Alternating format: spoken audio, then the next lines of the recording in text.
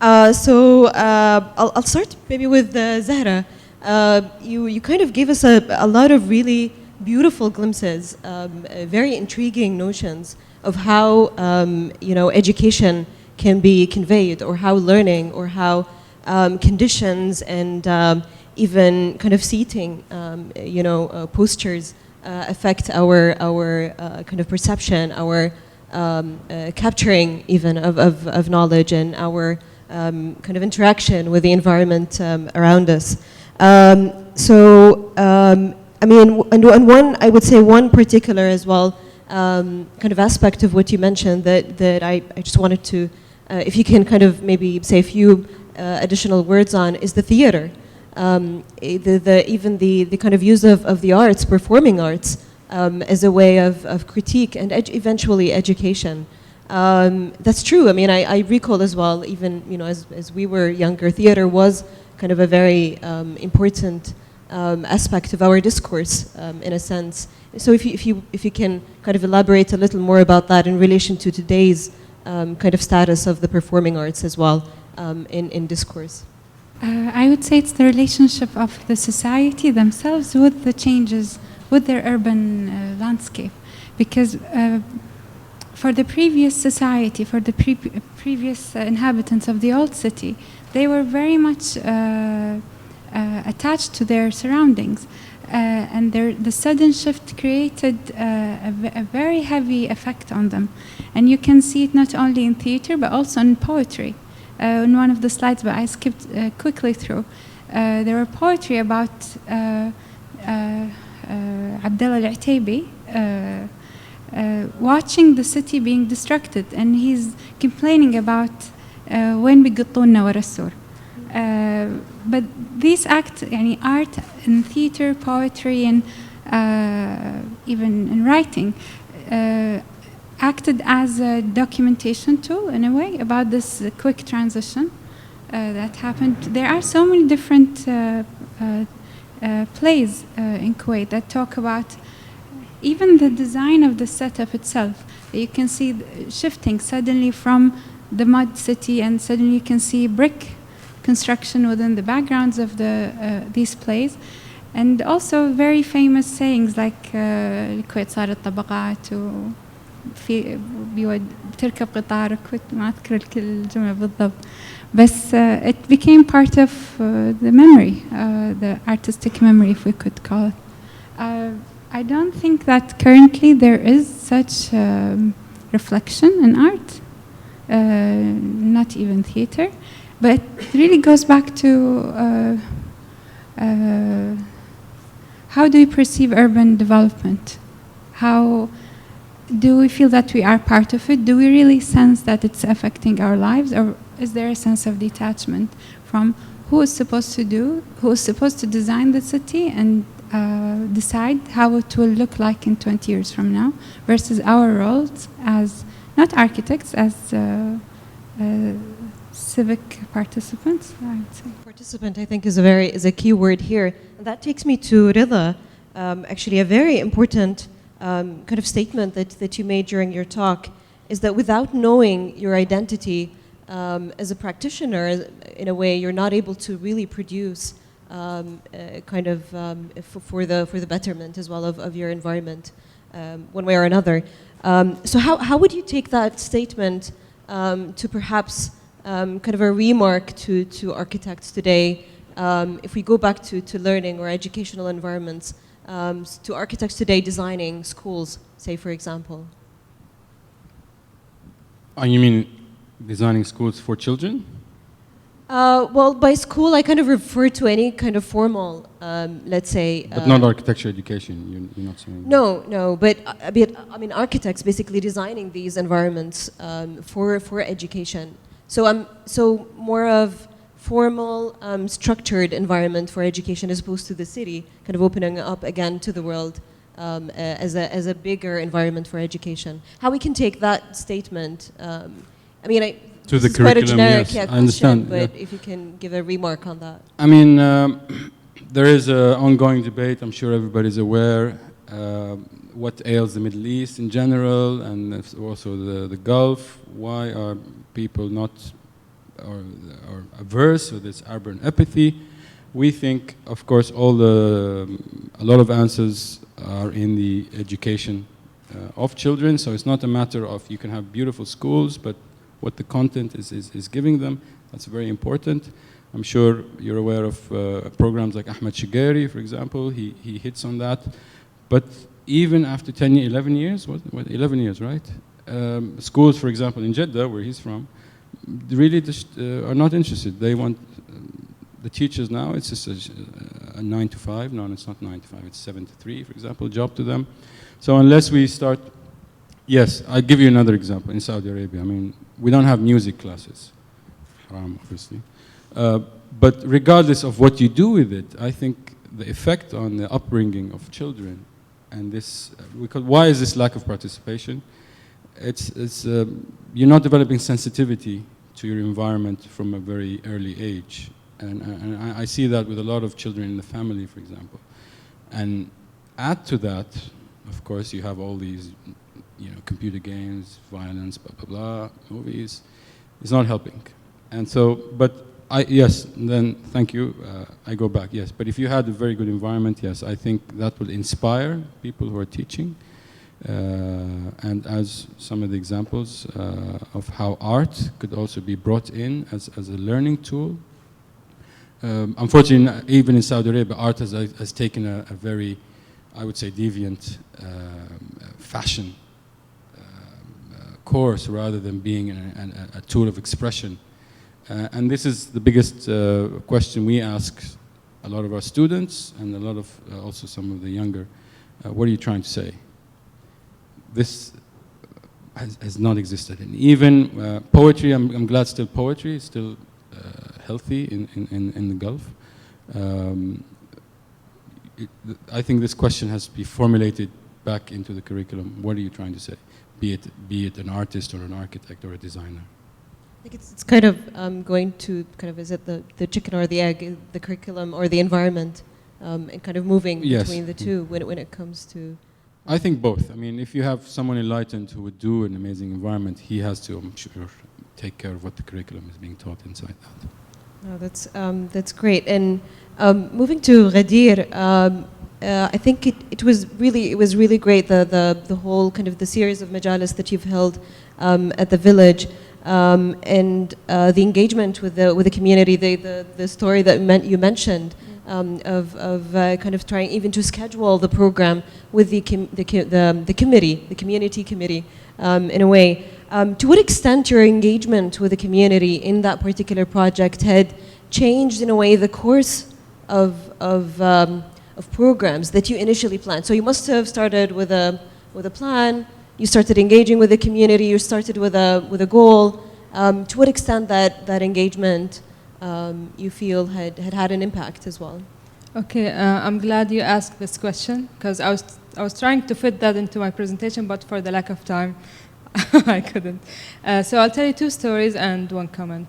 The first comment is, Damastan is a very conservative area in Bahrain, and most of the residents are very religious, and for them even the idea of art can be perceived as something like not related to religion somehow.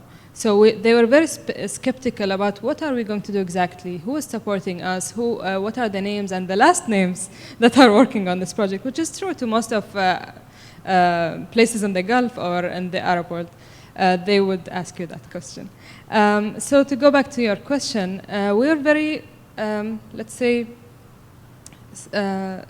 as skeptical as they are, how is it going to turn out eventually being in that kind of setting? So we just went with our, let's say, intuition, and we presented the idea, and we worked out, and we really tried to work within their conservative limitations and their like societal limitations. And the result was what came to life, and it was really magnificent because that will lead me to tell you the two stories. The first story was we wanted to attract the let's call them the Demostanians. So we wanted to attract Demostanians to work with us and to most importantly attend with us and see what we have to say, because we were in another way we were reflecting their image of their village. We were reflecting the problems that they were having. So by offering the translations and by going to like certain change makers in the village, and I can't but mention Abu Ahmed. He was like really amazing. He was the guy to go to when you have any kind of issue in the village. There's always, yeah. Yeah, he's the hero of the village. So Abu Ahmed, like one story is when you wanted to build the bench that you saw the picture of, we started with a group of attendees of the workshop itself. Then people started to leave. What can we do? Call Abu Ahmed. So Abu Ahmed brought the villagers and he brought the kids, the young people, and they started building the bench in their own village. Yani how nice is that? So the second story is the events themselves, the talks. To be honest, it was very, let's say, alien to them to talk about architecture and art, sustainability. So we had to like have our own team to break it down for them. And when you break it down for them, they are really interested to hear what you have to say. They can relate to you on a very basic level, but eventually they're proud that their village is getting exposure, it's getting heard of, and it's making it to the news. That was something really something for them to be very proud of. Great, that's great. And last but definitely not least, with Hissa, something really kind of that intrigued me as well during your talk is to speak about how we build kind of a perception of a place based on moments of experiences versus kind of a more diverse and holistic, in a way, understanding of a place. And that's what you were talking about in your research, through your research in Mecca. So transferring those moments of very kind of short experiences of Al-Haram into a bigger kind of understanding, a more complex understanding as well of the complex conditions in Mecca. How are you, if you are now at the moment, communicating that? It's not easy as well to break as well these kind of fixed perceptions of moments only of Al-Haram, sadly as well, the more dominating, for example, clock versus the holy mosque itself. How to communicate that as well to a general public or to even colleagues of the profession? I think a lot of people, a lot of the participants, we had this kind of problem with at the beginning. And a lot of them had preconceived ideas, and we accepted that. We let them know, or like try to explain to them how we structured this workshop. It wasn't easy, and it's also always everyone has their own perception. But at the same time, I think once you brought so many experts in their different fields together to come and kind of describe and give lectures, and as well as walk the city with them or with us, we started seeing the city in a very different way. Even the developers, which you would normally, I mean, I don't know, but you know, sometimes you're a bit like you feel a bit of hostility or negativity towards them, towards the changes that they're doing. Yeah, exactly. You can start to understand where they're coming from as well. It's not to say that it's okay, it's good or bad, but it's just to start to understand these different train of thoughts. Each person, like from Ahmed Matur, who took a very kind of political, but like his work is highly political, but like with a very, like that's the undertone, the message of all of his work. I think it's just about having this, like, wanting to understand, wanting to kind of break things down and try to understand what makes a city, because it's so complex. And one of the real issues that we faced was we wanted to understand, we wanted to see if the typology of Mecca should be very different to any other metropolis.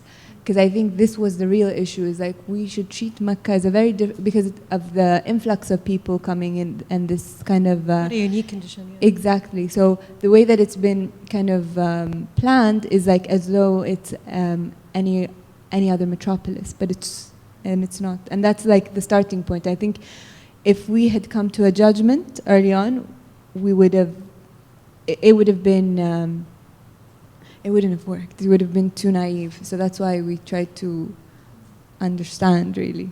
And I think it's difficult to understand. It's still, there's so many things going on. Definitely. Thank you, Hisla. Thanks to the panelists. We can take a question as well from the audience. Are there any questions? Yep.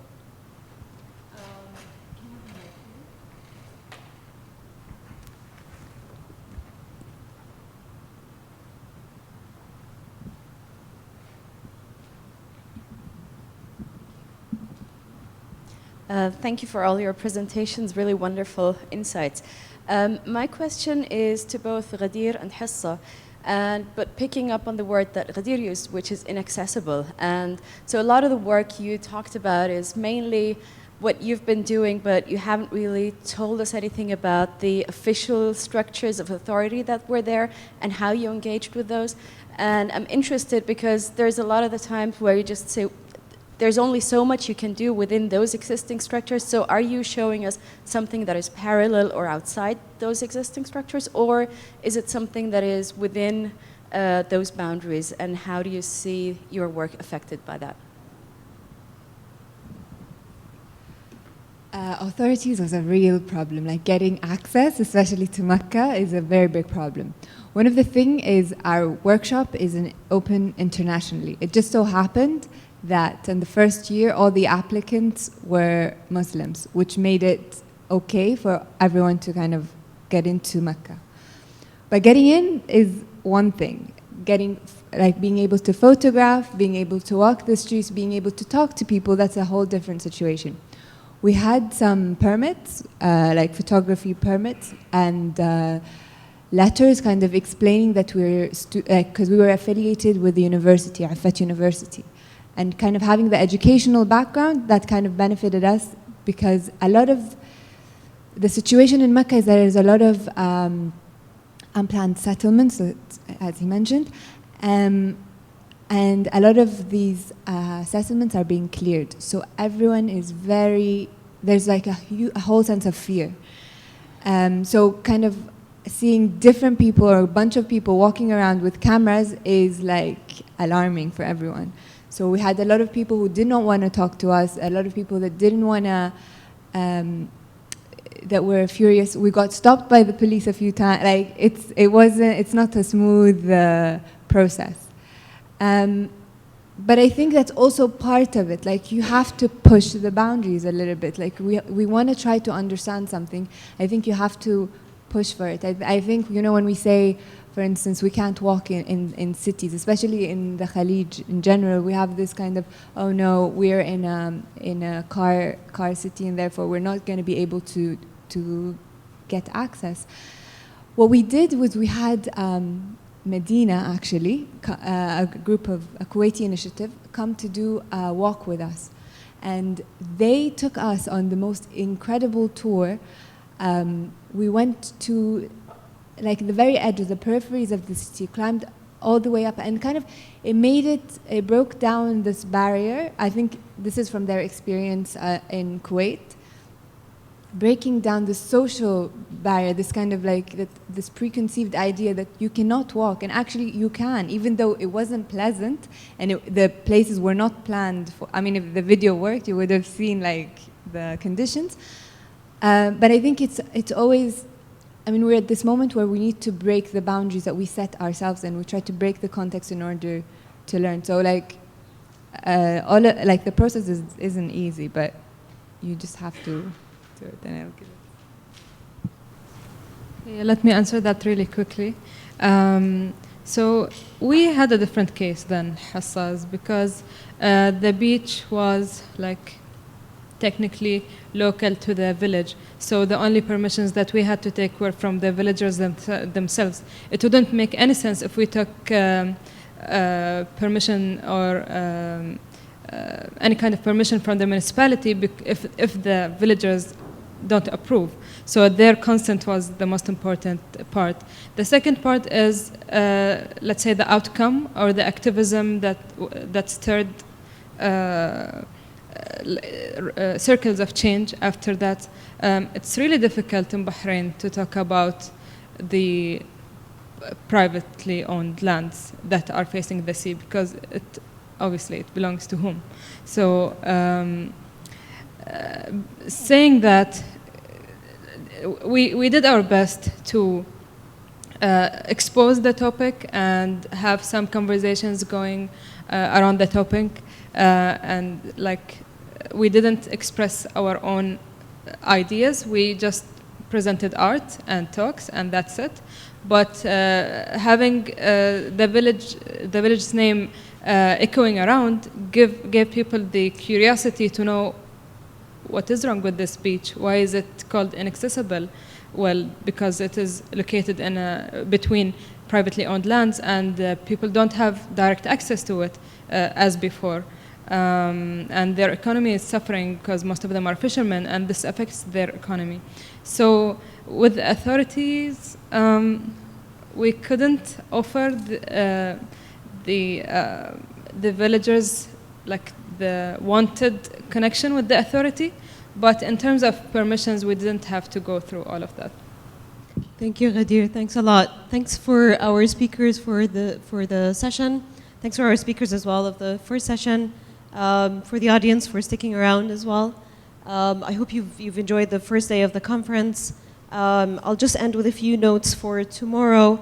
So we start tomorrow at 8:30 to kind of gather. Sessions begin at 9 a.m. Sharp.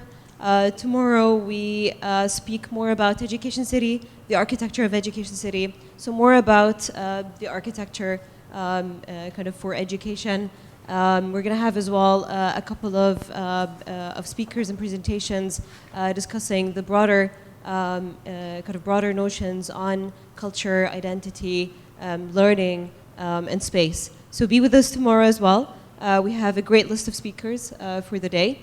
I would also like to kind of announce an exhibition that Kiev Capital Projects, as well as our colleagues from Estad, had put together at the gallery here in the Student Center on the evolution of Education City Campus Master Plan. The exhibition is curated by Leila Basha, exhibition designed by Robert Kanak, and the exhibition team credits to Hajira Khan, Fabrice Kinam, Lorena Situ, Sirim Nikandan, Ali Velapil, Bijish, PA, Masha'al al-Muslah, and Wasim Alami. So please take, if you, I believe the gallery is open now, take a few minutes to go and examine and enjoy the exhibit, or perhaps tomorrow during any of the breaks, take the time to have a look. We look forward to seeing you tomorrow. Thank you very much. Thanks.